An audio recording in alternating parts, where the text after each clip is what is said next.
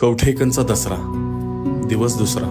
आतषबाजीची कला ही रासायनिक समीकरणे, कौशल्य आणि अनुभव या सर्वांची कसोटी आहे.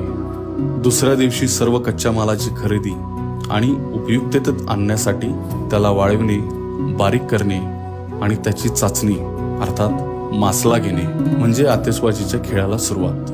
महत्वाचं म्हणजे रुईचा कोळसा, रुईची लाकडे जाळून कोळसा पाडणे आणि तो हवाबंद डब्यात झाकून त्याचा दर्जेदार कोळसा तयार करणे. खरं तर ही सगळी कामे ही कष्टाची, मेहनतीची आहेत.